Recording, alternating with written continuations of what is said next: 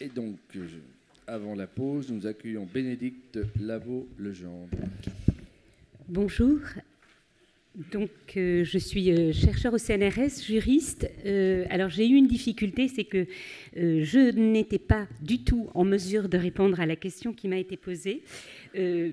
J'avais prévenu, on m'avait dit, c'est pas grave, vous reformulez. Donc, je me suis permis de reformuler la question en fonction des données dont je disposais. La question que je vais vous présenter, c'est de savoir si les mineurs ou jeunes majeurs auteurs de faits de proxénétisme ont eu, en tant que mineurs, des parcours d'auteurs de violences sexuelles. En gros, est-ce que les proxénètes d'aujourd'hui ont été, durant leur minorité, des auteurs de violences sexuelles? Comme mon temps est court, je vais répondre directement à la question. Si je regarde les données d'antécédents de condamnation pénale, la réponse est très claire. Non, ce sont des jeunes qui n'ont absolument pas, ou très à la marge, je vais le développer, des antécédents d'auteurs de violences sexuelles. Et pour autant, il faut nuancer énormément cette réponse parce que durant la pratique du proxénétisme, ils se rendent auteurs de très importantes violences sexuelles et pour autant, ces violences sont intégrées, englobées juridiquement dans le proxénétisme et du coup, elles n'apparaissent pas explicitement. Or, ces jeunes proxénètes sont plutôt des jeunes majeurs au sein de mes données, mais mes données remontent un petit peu puisqu'elles remontent à la fin des données remonte à 2020. Et on a plutôt un rajeunissement des auteurs, donc des auteurs proxénètes. Donc, je pense pouvoir dire qu'il y a aujourd'hui des proxénètes mineurs qui sont auteurs de violences sexuelles, mais qui n'apparaissent pas en tant que tels dans les données de justice. Donc, je vais essayer de développer un peu tout ça. Le proxénétisme, en gros, c'est le fait de tirer profit, d'encourager, d'assister la prostitution d'autrui. Les données sur lesquelles j'ai travaillé, c'est des données judiciaires principalement, des procédures pénales au moment où elles avaient été transmises par devant le juge, donc avec l'ensemble des auditions devant les services enquêteurs, et puis 30 dossiers d'assistance éducative.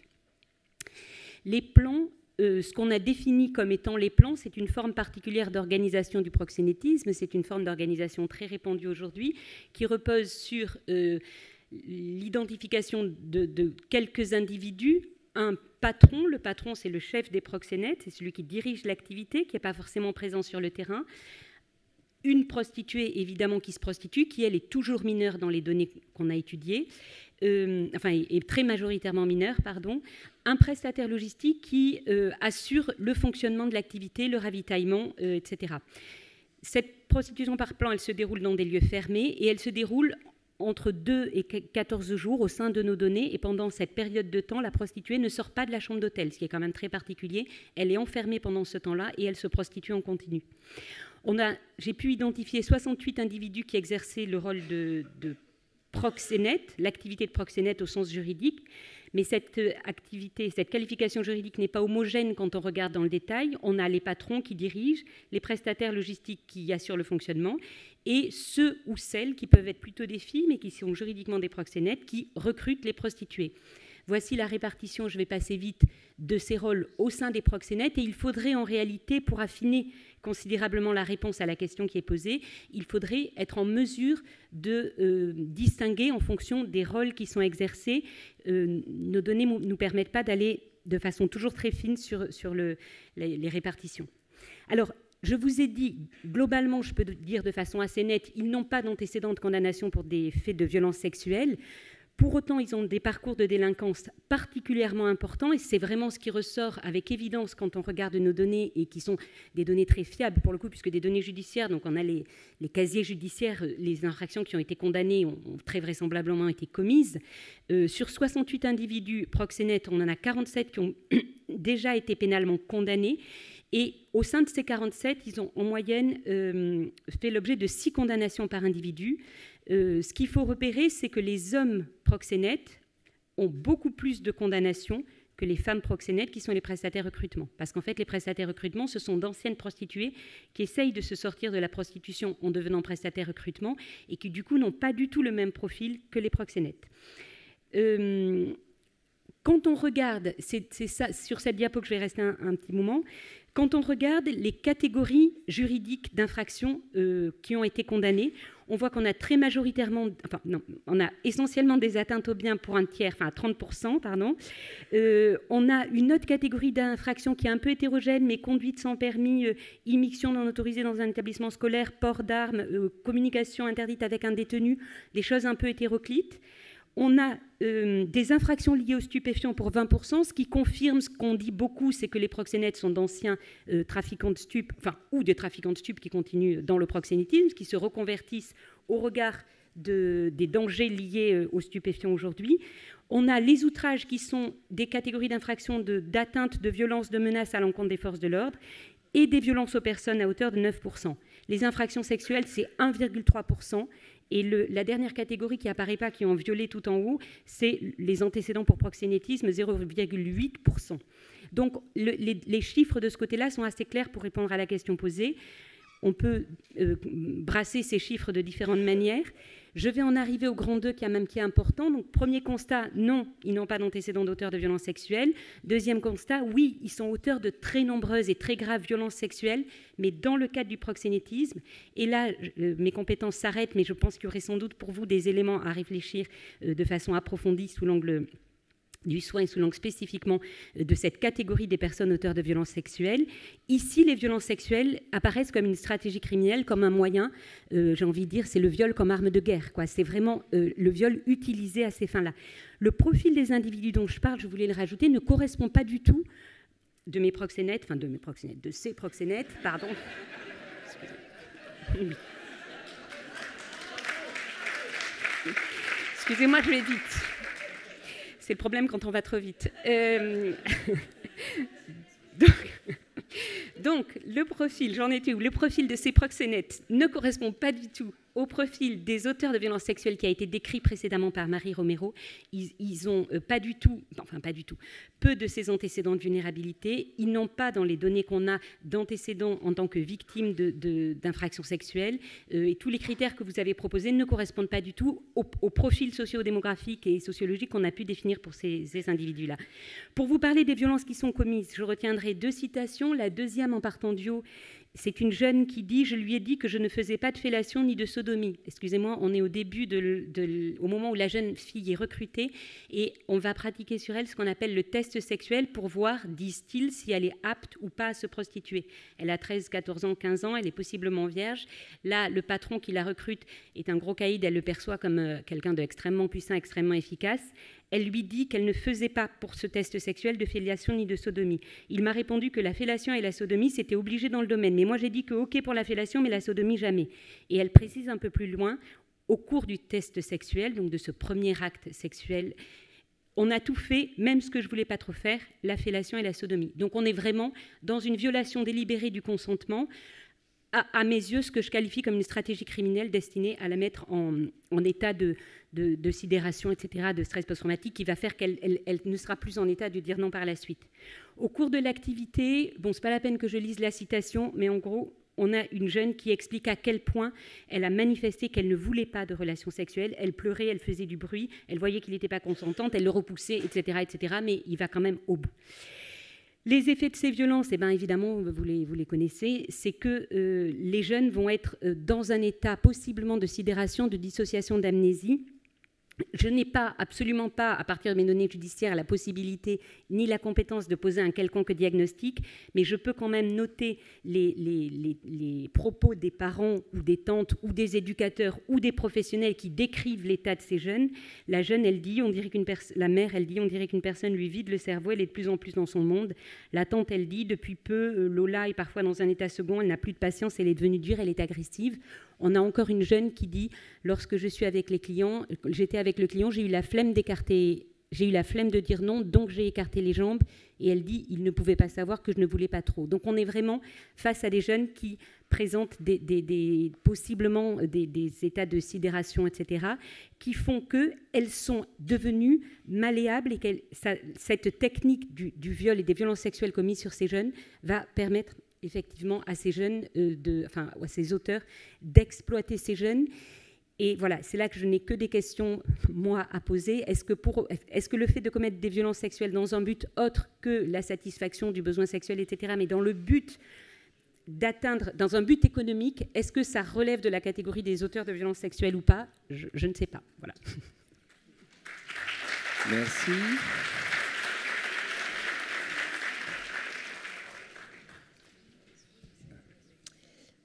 Bonjour, merci pour votre propos et votre texte. On avait une question quand même. Alors, on a bien entendu que vos proxénètes, puisque ce sont les vôtres, étaient plutôt des majeurs. Mais quel type de recherche permettrait aujourd'hui de travailler sur ces mineurs proxénètes? Parce qu'on sait que l'âge est tombé, ils sont de plus en plus jeunes. Et d'une part, donc, quel type d'études pour ces jeunes garçons? Et puis d'autre part, ces jeunes filles qui sont proxénètes aussi, on connaît la fluidité. Est-ce qu'il y a à un moment donné des références qui permettent de savoir si elles pratiquent aussi des violences sexuelles sur les autres jeunes filles ou des jeunes garçons, sachant qu'on passe beaucoup par le numérique et que dans le cas de la sextorsion, on est dans de la violence particulière. Alors sur la première question, j'ai envie de vous dire, il faudrait faire la version 2 de l'étude qu'on a réalisée, c'est-à-dire en partant de données judiciaires.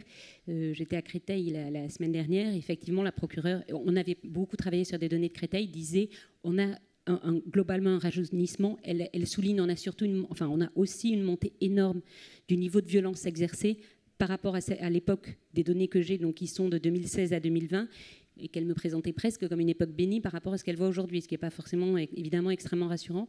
Sur le fait de savoir si les filles sont auteurs de violences, ont des comportements de violence sexuelle, ça, honnêtement, ça ne ressort pas. Il n'y a pas d'élément en ce sens. La seule chose, c'est dans la manipulation et dans le fait de contraindre les recrues à se livrer, et dans tout le discours qui va être mis en œuvre pour les inciter à se prostituer, alors même que la prostitution dans ce cadre-là, autant à l'âge adulte, etc., on peut avoir les débats qu'on veut, autant là, il n'y a aucune discussion possible sur le fait que c'est une violence abominable. Donc, à ce titre-là, mais pas par l'intermédiaire d'un tiers, si vous voulez, parce qu'elles vont les encourager, et du coup, effectivement, elles vont indirectement commettre ou participer aux violences sexuelles par l'incitation. Là, oui, évidemment. Directement, dans les données judiciaires que j'ai, avec les limites de ces données-là, il n'y a pas d'éléments de violence sexuelle qui apparaissent directement commises par les filles prestataires recrutement sur les victimes de proxénétisme, sur les prostituées. Et dans le cas du numérique, en lien avec le numérique, j'ai pas de données sur le numérique. Et vous pensez que ce serait intéressant d'éclairer un petit peu ces données autour du numérique, qui est quand même un outil essentiel dans le schéma de l'exploitation sexuelle des enfants? Oui, forcément, la question, ça va être la méthode, toujours pareil. Là, pour le coup, j'ai pas instantanément, je me dis pas, oui, je vois très bien ce qu'il faudrait faire pour accéder à ces données-là sur le numérique. Les gens qui ont essayé de travailler là-dessus, pour l'instant, de ce que j'en sais, mais c'est encore très récent, ils arrivent à avoir un premier contact par le numérique, mais en fait, le lien ne se crée pas, en fait, quand on essaye de prendre contact avec des jeunes qui sont sur les réseaux. C'est difficile de faire de la recherche, d'aller plus loin, mais on va y arriver, mais pour l'instant, je n'ai pas d'exemple précis en tête sur ce terrain-là. Ok, merci. Alors, une première question dans la salle. Oui, bonjour, merci beaucoup pour votre intervention. Donc, moi, je suis Tristan Renard, sociologue. Je suis intervenu hier et je trouve, alors, pour répondre à la dernière question que vous avez posée sur est-ce qu'on peut considérer que c'est la violence sexuelle, en tant que sociologue, je considère que oui. Parce que je considère, et plusieurs études le montrent, qu'il y a une diversité des motivations, une diversité des contextes. Et c'est pas parce que la motivation n'est pas purement sexuelle qu'il n'y a pas de violence sexuelle. Et par ailleurs, on peut aussi interroger la motivation sexuelle dans les violences que vous décrivez. Et ma question, c'est de dire, il y a plusieurs questions, mais en une. C'est qu'hier, on a un peu débattu sur... moi, je trouve qu'il y a une peut-être, en tout cas, de manière non précautionneuse, une surinterprétation de la victimation chez les auteurs de violences sexuelles, pour les biais que j'ai expliqués hier. Et là, je dirais à l'inverse, est-ce que le fait qu'on ne repère pas de violences sexuelles chez les proxénètes, en fait, est-ce que c'est parce qu'on leur pose moins la question? Est-ce que c'est finalement, en tant qu'acteur judiciaire, on va considérer que ce qu'il faut d'abord pénaliser, c'est le proxénétisme, et on va moins s'intéresser à d'autres dimensions? Et donc, du coup, est-ce qu'à votre avis, il y a des éléments là-dessus?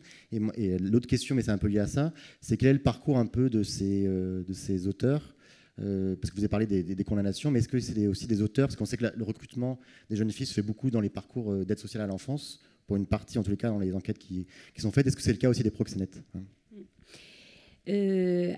Alors, pour répondre à la deuxième question, non, ils ont beaucoup moins, mais vraiment beaucoup moins de parcours d'aide sociale à l'enfance. Après, il y a probablement un biais, des travaux l'ont montré, dans la manière dont les parcours d'aide sociale à l'enfance sont mis en œuvre plus facilement pour les filles que pour les garçons, donc il y a probablement une dimension genrée en amont. Mais en tout cas, non, ils n'ont pas les parcours d'aide sociale à l'enfance. Sur la question de la sous-estimation, alors c'est absolument évident sur des données judiciaires, c'est-à-dire que le policier qui reçoit un proxénète, la première question qu'il lui pose, c'est évidemment pas de savoir s'il est des antécédents, enfin évidemment pas. On pourrait l'envisager autrement, mais en tout cas, ça n'est pas le cas de fait. Ce n'est pas une question qu'il pose. En revanche, on avait quand même aussi les expertises psychologiques, les rapports PJJ, les expertises psychiatriques et les rapports PJJ. Donc, le biais était quand même un petit peu limité. Et donc, c'est probablement sous-évalué les antécédents de violences sexuelles subies, cette fois-ci, par ces proxénètes. En revanche, alors là, dans le cadre d'échanges que j'ai eu avec des professionnels et pas plus tard qu'hier avec un psychologue en détention, il a attiré mon attention sur les risques pour le coup, là encore, de trauma chez les auteurs liés à une confrontation extrêmement précoce à des faits de violence extrêmement graves, notamment dans le trafic de stupéfiants. Or, je l'ai peu développé, mais on a quand même une très grande porosité entre trafic de stupéfiants et proxénétisme. Et des jeunes de 12 ans, 13 ans, 11 ans, auxquels on met une arme dans les mains ou auxquels on dit tu fais ci, tu fais ça, tu assistes à tel événement, tu assistes à un viol, avec possiblement une victimisation du fait de ces faits de violence pas sexuelle, de délinquance commis ou de témoins de violence. Donc oui, enfin, il y aurait sans doute des choses à affiner beaucoup sur ce terrain-là, sur le fait du trauma subi par les délinquants en tant que délinquants, bizarrement. Deuxième question, là-bas. Oui, bonjour. Bonjour. Je suis docteur Tomaso, je suis médecin pédopsychiatre sur un CRIAFS et j'ai été pendant quelque temps sur un ITEP. Et à votre question et à vous écouter, j'avais une situation d'un jeune en tête qui était auteur d'inceste sur sa fratrie, qui était placé ensuite en ITEP et qui probablement répétait une forme de traumatisme, lui-même ayant été victime, et se prostituait. Dans les suites, on l'a perdu sur l'ITEP et il y a eu une notion par les partenaires qu'effectivement il était rentré dans la question des trafics de stupes et des trafics, du proxénétisme. Et ma question du coup, c'était est-ce que dans votre recherche, dans l'exploration des parcours de ces proxénètes, est-ce que vous évaluez la question des antécédents eux-mêmes de violences subies ? Éventuellement, un peu ce que disait Tristan, de recherche de violences agies en intrafamilial qui n'auraient pas été suffisamment révélées, et dans quelle mesure ça se poursuit finalement du côté ou de la prostitution ou du proxénétisme. Ouais, non, enfin, on évalue peu ces violences subies. On a certains jeunes, c'est pour ça qu'il faudrait en fait aller beaucoup plus loin, mais il faudrait un nombre plus important de dossiers. On a un profil très vraisemblablement assez différent quand même entre les patrons et les prestataires logistiques. Certains prestataires logistiques sont les futurs patrons, mais certains prestataires logistiques ont eux-mêmes un certain nombre de vulnérabilités et resteront prestataires logistiques, comme dans le trafic de stupes. En fait, vous avez des dominants et des dominés, finalement.